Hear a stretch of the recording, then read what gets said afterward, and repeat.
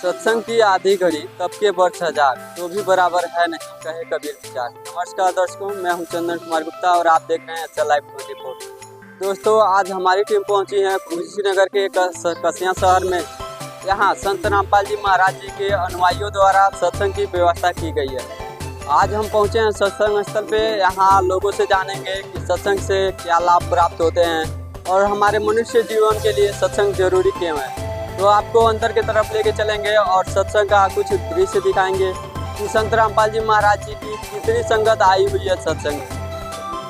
अब हम आ चुके हैं, यहाँ पे एक व्यवस्था की गई है जहाँ लोगों को जितने भी श्रद्धालु आते हैं उनको पानी की व्यवस्था की गई है। तो यहाँ पे जैसा कि आपको हम दिखाना चाहेंगे कि दो सेवादार लगाए गए हैं। इधर से एक बिस्किट दे रहे हैं, दूसरे सेवादार जल दे रहे हैं। आने वाले श्रद्धालुओं को पूरी जल की व्यवस्था की गई है।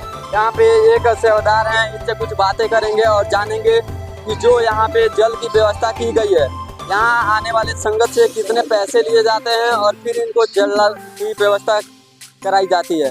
नमस्कार सर। नमस्कार सर। क्या नाम है सर आपका? वेश दास।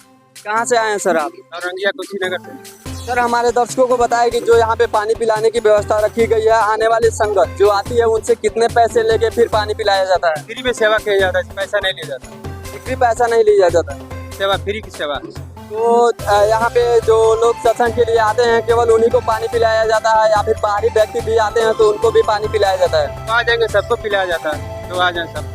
जैसा कि इन्होंने बताया कि सत्संग के दौरान या फिर संत रामपाल जी महाराज जी के शिष्य जो आते हैं सभी को जल की व्यवस्था कराई गई है और सभी को पानी पिलाया जाता है।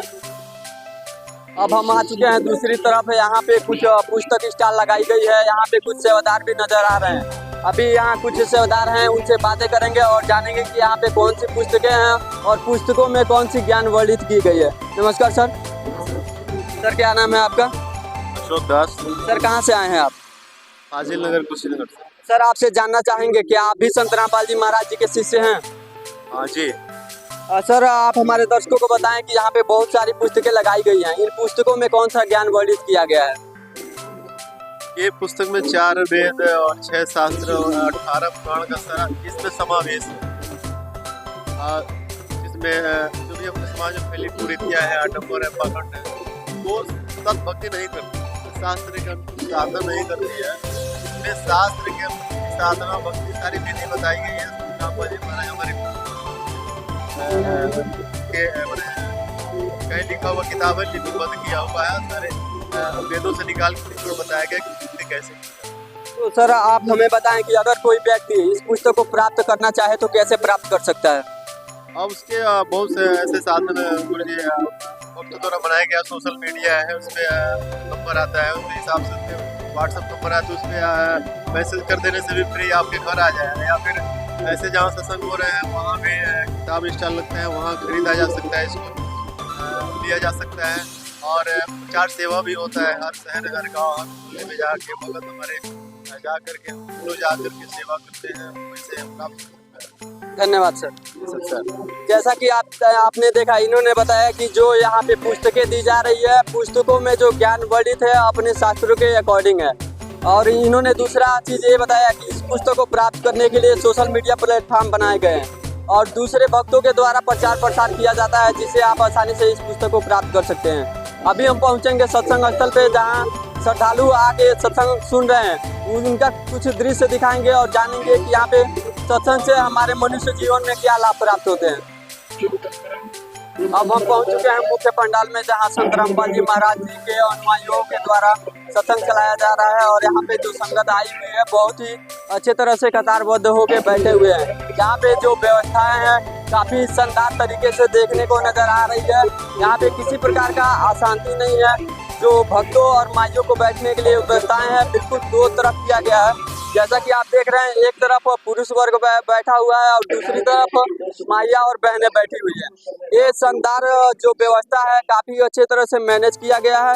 व्यवस्था को मैनेज करने के लिए यहाँ पे सेवादार भी लगाए गए हैं। जैसा कि आप देख रहे हैं, यहाँ पे पंडाल में सेवादार लगाए गए हैं।